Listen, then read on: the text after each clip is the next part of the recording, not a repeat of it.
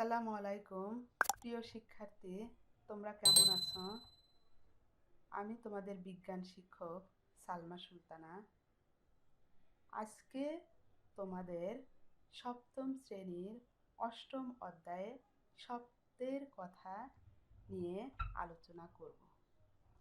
আজকের বিষয়বস্তু হলো শব্দ কি, শব্দের উৎপত্তি, শব্দের সঞ্চালন। শব্দ কি?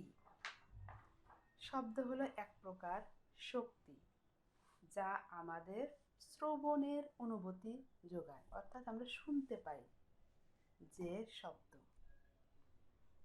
শব্দের উৎপত্তি, শব্দের উৎপত্তি হলো, মনে করো একটি সুরশলাকার বা আমাদের স্কুলে যেরকম ঘন্টা বাজায় বেল, এই সুরশলাকারকে যদি আমরা একটা লাঠি দিয়ে আঘাত করি তাহলে দেখা যাবে শব্দের উৎপত্তি হবে। এবং দেখতে পাচ্ছ যে সুরশলাকারটা কম্পিত হচ্ছে। এখন প্রশ্ন হলো, এই শব্দটা কিভাবে আমাদের কানে এসে পৌঁছায়? বস্তু কম্পিত হলেই যে আমাদের কানে এসে পৌঁছাবে তা কিন্তু নয়। পৌঁছানোর জন্য আমাদের কি দরকার? শব্দের সঞ্চালন। শব্দের সঞ্চালনের জন্য আমাদের যে দুটা জিনিস সবচেয়ে বেশি প্রয়োজন সেটা হলো শব্দের তরঙ্গ এবং একটি মাধ্যম। তরঙ্গ একটি পর্যায়বৃত্ত আন্দোলন যা শক্তিকে এক স্থান থেকে, মনে করো শব্দকে এক স্থান থেকে অন্য স্থানে কণার মাধ্যমে স্থানান্তরিত হয়। কোনো মাধ্যমের কণাগুলো কম্পনের ফলে সৃষ্ট যে আন্দোলন মাধ্যমের মধ্য দিয়ে চলে তাকে আমরা কি বলি? ঢেউ। শব্দ সঞ্চালনের জন্য আমরা প্রথমে বললাম যে তরঙ্গ দরকার আর একটা মাধ্যম দরকার। দেখো আমরা একটা চিত্র আঁকিয়েছি, এখানে মাধ্যমের কথা বলবো। একটা স্টিলের গ্লাস, একে আমরা একটা চামচ দিয়ে আঘাত করলাম। আঘাত করার ফলে যে শব্দটা প্রথমে কি করলো, তার নিকটবর্তী কণাকে আঘাত করলো। সেই কণাটা গিয়ে পার্শ্ববর্তী কণাকে আঘাত করলো। এভাবে আঘাত করতে করতে কণার মাধ্যমে আন্দোলিত হয়ে তরঙ্গিত হয়ে ঢেউয়ের মাধ্যমে আমাদের কানে এসে পৌঁছাচ্ছে, ফলে আমরা শব্দটা শুনতে পাচ্ছি। এটা মাধ্যমটা হলো বায়ু মাধ্যম। আমরা জানি শব্দ সঞ্চালিত হয় তিনটি মাধ্যমে, একটা হলো কঠিন, তরল এবং বায়বীয় মাধ্যম। বায়ু মাধ্যমের শব্দের সঞ্চালনের হার সবচেয়ে কম।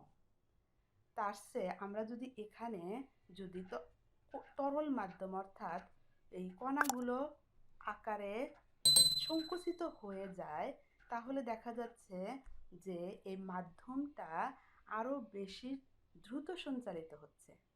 আবার যদি আমরা এই মাধ্যমটাকে আরও বেশি সংকুচিত করে ফেলি, অর্থাৎ কঠিন মাধ্যম হয়ে যায়, তাহলে দেখা যাচ্ছে যে শব্দ সঞ্চালনটা আরও বেশি দ্রুত সঞ্চালিত হচ্ছে। অর্থাৎ কঠিন মাধ্যমে শব্দ সঞ্চালনের হার সবচেয়ে বেশি, তারপরে তরল মাধ্যম, তারপরে বায়বীয় মাধ্যম।